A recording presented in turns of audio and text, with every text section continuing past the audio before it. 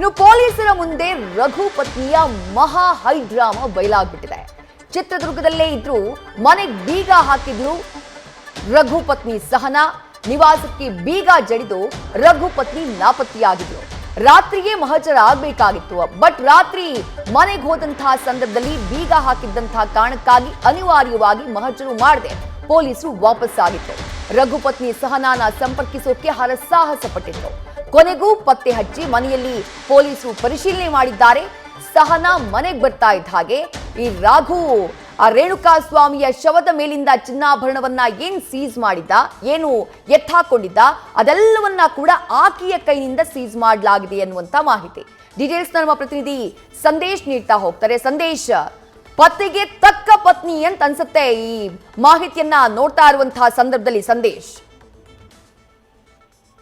ವಿದೇಶಿ ನಿಜಕ್ಕೂ ಕೂಡ ಇವತ್ತು ನಡೆದಂತಹ ಒಂದು ಮಹಜರು ಸಂದರ್ಭದಲ್ಲಿ ಅಥವಾ ಆ ಒಂದು ರಿಕವರಿ ಸಂದರ್ಭದಲ್ಲಿ ಅಲ್ಲಿ ಪತ್ನಿಯನ್ನ ನೋಡ್ತಾ ಇದ್ರೆ ಅಥವಾ ಪತ್ನಿ ನಡ್ಕೊಂಡಿದ್ದಂತಹ ರೀತಿಯನ್ನ ನೋಡ್ತಾ ಇದ್ರೆ ಪತಿಗೆ ತಕ್ಕ ಪತ್ನಿ ಅಂತ ಅನ್ನಿಸ್ತಾ ಇರೋದಿಲ್ಲ. ಯಾಕಂದ್ರೆ ಇಲ್ಲಿ ಪ್ರಮುಖವಾಗಿರುವಂತದ್ದು ಕಿಡ್ನಾಪ್ ನ ಕಿಂಗ್ ಪಿನ್ ಆಗಿರುವಂತಹ ರಘು ಹೆಂಡತಿ ಏನಿದ್ದಾರೆ ಅವರ ಡ್ರಾಮಾ ಏನಿದೆ ಅದು ಎಲ್ಲೋ ಒಂದ್ ಕಡೆ ಪೊಲೀಸರಿಗೆ ಸಾಕಷ್ಟು ಪರದಾಡುವಂತಹ ಸನ್ನಿವೇಶ ನಿರ್ಮಾಣ ಮಾಡ್ತು. ಯಾಕಂದ್ರೆ ನಿನ್ನೆ ರಾತ್ರಿಯೇ ಅವರ ಮನೆಗೆ ತೆರಳ್ತಾರೆ, ಅಂದ್ರೆ ಮೆದೆಹಳ್ಳಿಯಲ್ಲಿರುವಂತಹ ಅವರ ನಿವಾಸಕ್ಕೆ ತೆರಳ್ತಾರೆ. ನಿವಾಸಕ್ಕೆ ತೆರಳಿ ಅಲ್ಲಿ ರಿಕವರಿಯನ್ನ ಮಾಡೋದಕ್ಕೆ, ಯಾಕಂದ್ರೆ ರಾಘು ಈಗಾಗ್ಲೇ ರೇಣುಕಾ ಸ್ವಾಮಿ ಮೇಲಿದ್ದಂತಹ ಚಿನ್ನಾಭರಣ ಹಾಗೆ ಆ ಬೆಳ್ಳಿಯ ಆಭರಣವನ್ನ ಕೂಡ ತೆಗೆದುಕೊಂಡು ಬಂದಿದ್ದ ಅನ್ನೋ ಮಾಹಿತಿ ಹಿನ್ನೆಲೆಯಲ್ಲಿ ಯಾವಾಗ ಆತನನ್ನ ಕಾಂಟ್ಯಾಕ್ಟ್ ಮಾಡ್ತಾರೋ, ಕಾಂಟ್ಯಾಕ್ಟ್ ಮಾಡಿದಂತ ಸಂದರ್ಭದಲ್ಲಿ ಸುಮಾರು 10 ಲಕ್ಷ ರೂಪಾಯಿಯನ್ನ ಕೂಡ ಈತ ಪಡೆದಿದ್ದ. ಬೆಂಗಳೂರಿಗೆ ತೆರಳಿ 10 ಲಕ್ಷ ರೂಪಾಯಿಯನ್ನ ಪಡೆದು ಪತ್ನಿಗೆ ಅಲ್ಲಿಗೆ ಬೆಂಗಳೂರಿಗೆ ಕರೆಸ್ಕೊಂಡು 10 ಲಕ್ಷ ರೂಪಾಯಿಯನ್ನ ಕೊಟ್ಟಿದ್ದ, ಜೊತೆಗೆ ಚಿನ್ನಾಭರಣವನ್ನ ಕೂಡ ಕೊಟ್ಟಿದ್ದ ಅನ್ನೋ ಮಾಹಿತಿ ಇದೆ. ಹಾಗಾಗಿ ಯಾವಾಗ ಈ ಕೇಸ್ ಬೆಳಕಿಗೆ ಬರುತ್ತೋ, ಬೆಳಕಿಗೆ ಬಂದ ನಂತರ ಪತ್ನಿ ಸಹನಾ ಕೂಡ ಪೊಲೀಸರು ಎಲ್ಲಿ ಬಂದು ರಿಕವರಿ ಮಾಡ್ತಾರೆ ಅಂತ ಹೇಳಿ ಮನೆಗೆ ಬೀಗ ಜಡಿದು ಆಕೆ ಎಸ್ಕೇಪ್ ಆಗಿರ್ತಾಳೆ. ಆದ್ರೆ ಅದಾದ ನಂತರ, ಅಂದ್ರೆ ನಿನ್ನೆ ರಾತ್ರಿ ಯಾವಾಗ ಆಕೆ ಪತ್ತೆ ಆಗಲ್ಲೋ ಅದಾದ ನಂತರ ಬೆಳಗ್ಗೆ 11 ಗಂಟೆಗೆ ಆಕೆಯ ಲೊಕೇಶನ್ ಅನ್ನ ಟ್ರೇಸ್ ಮಾಡಿ ಪತಿ ರಾಘುವಿನಿಂದನೇ ಫೋನ್ ಕರೆಯಲ್ಲಿ ಮಾತನಾಡಿಸ್ತಾರೆ. ಅಂದ್ರೆ ಮುಂದಿನ ದಿನಗಳಲ್ಲಿ ನಿಮ್ಗೆ ತೊಂದರೆ ಆಗುತ್ತೆ, ಮನೆ ಬಳಿ ಬರ್ಲೇಬೇಕು ಅಂತ ಹೇಳಿದಂತ ಸಂದರ್ಭದಲ್ಲಿ ಆಗ ಮನೆಗೆ ಬಂದು ಆಕೆ ಮನೆಯನ್ನ ಓಪನ್ ಮಾಡ್ತಾಳೆ. ಓಪನ್ ಮಾಡಿದಾಗ ಒಳಗಡೆ ನಗದು ಹಣ ಹಾಗೆ ಚಿನ್ನಾಭರಣ ಎರಡೂ ಕೂಡ ಸಿಕ್ಕಿದೆ. ಈಗ ನಗದು ಹಣ ಹಾಗೆ ಚಿನ್ನಾಭರಣ ಎರಡನ್ನೂ ಕೂಡ ಸೀಸ್ ಮಾಡಿದೆ. ಮತ್ತೊಂದು ಕಡೆ ರಘು ಪತ್ನಿ ಸಹನಾ ಡ್ರಾಮಾ ಏನಿದೆ ಅದರಿಂದಲೇ ಈ ಒಂದು ಸೀಸಿಂಗ್ ಕಾರ್ಯ ಏನಿದೆ ಸಾಕಷ್ಟು ವಿಳಂಬವಾಗಿದ್ದು. ವಿದ್ಯಾ, ಥ್ಯಾಂಕ್ ಯು ಸಂದೇಶ್ ತಮ್ಮೆಲ್ಲ ಡೀಟೇಲ್ಸ್ಗೆ.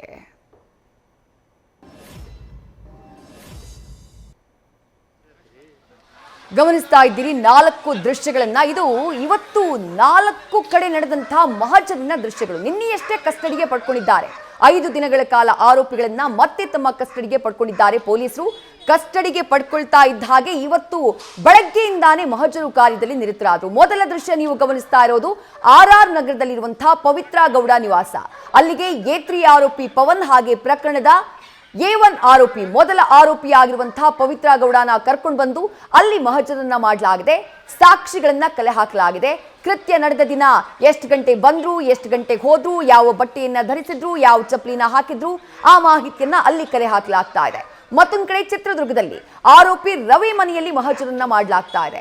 ಆರೋಪಿ ರವಿ ಯಾವ ಕಾರ್ನಲ್ಲಿ ಚಿತ್ರದುರ್ಗದಲ್ಲಿ ರೇಣುಕಾ ಸ್ವಾಮಿಯನ್ನ ಕಿಡ್ನಾಪ್ ಮಾಡಲಾಗಿತ್ತೋ ಆ ಇಟಿಯೋಸ್ ಕಾರ್ನ ಚಾಲಕ, ಆತನ ಕಾರನ್ನು ಕೂಡ ಸೀಸ್ ಮಾಡಿದ್ದಾರೆ. ಜೊತೆಗೆ ಆತನ ಮನೆಗೆ ರವಿಯನ್ನ ಕರ್ಕೊಂಡು ಬಂದು ಅಲ್ಲಿ ಪರಿಶೀಲನೆ ಮಾಡುವಂತಹ ಕೆಲಸವನ್ನ ಪೊಲೀಸರು ಮಾಡಿದ್ದಾರೆ.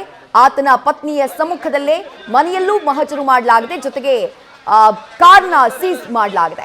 ಮತ್ತೊಂದು ಕಡೆ ಚಿತ್ರದುರ್ಗದಲ್ಲಿ ರಘು ಮನೆಯಲ್ಲಿ ಇವತ್ತು ಮಹಜರನ್ನ ಮಾಡಲಾಗಿದೆ. ಬೆಳ್ಳಂಬೆಳಗ್ಗೆ ರವಿ ಮನೆಗೆ ಹೋಗೋಕ್ ಮುಂಚೆ ರಘು ಮನೆಯಲ್ಲಿ ಮಹಜರನ್ನ ಮಾಡಲಾಯಿತು. ಅಲ್ಲಿ ರಘು ತನ್ನ ಪತ್ನಿಗೆ ಕೊಟ್ಟಿದ್ದಂಥ ಆ ರೇಣುಕಾ ಸ್ವಾಮಿಯ ಮೈ ಮೇಲಿದ್ದ ಚಿನ್ನಾಭರಣ ಹಾಗೆ 10 ಲಕ್ಷ ರೂಪಾಯಿ ಏನಿದೆ ಅದನ್ನ ಸೀಸ್ ಮಾಡಲಾಗಿದೆ.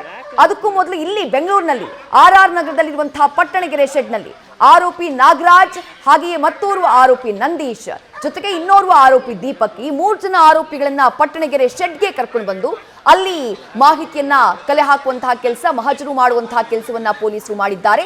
ಈ ಸಂದರ್ಭದಲ್ಲಿ ಕೊಲೆಯಾದಂತಹ ಸಂದರ್ಭದಲ್ಲಿ ರೇಣುಕಾ ಸ್ವಾಮಿ ಹಾಕಿದ್ದಂತಹ ಬಟ್ಟೆ, ಆ ರಕ್ತದ ಕಲೆಗಳು ಇದ್ದಂತಹ ಬಟ್ಟೆ ಆರೋಪಿಗಳು ಏನ್ ಅಡಗಿಸಿಟ್ಟಿದ್ರು ಅದನ್ನ ಕಲೆ ಹಾಕುವಂತಹ ಕೆಲಸವನ್ನ ಪೊಲೀಸರು ಮಾಡಿದ್ದಾರೆ ಅನ್ನುವಂತ ಮಾಹಿತಿ. ಇವತ್ತು ಬೆಳಗ್ಗಿನಿಂದಾನೂ ಕೂಡ ರೇಣುಕಾ ಸ್ವಾಮಿ ಕೊಲೆ ಪ್ರಕರಣದ ಆರೋಪಿಗಳನ್ನ ಬೇರೆ ಬೇರೆ ಕಡೆ ಕರ್ಕೊಂಡು ಹೋಗಿ ಮಹಜರು ಮಾಡುವಂತಹ ಕೆಲಸದಲ್ಲಿ ಪೊಲೀಸರು ನಿರತರಾಗಿದ್ದಾರೆ.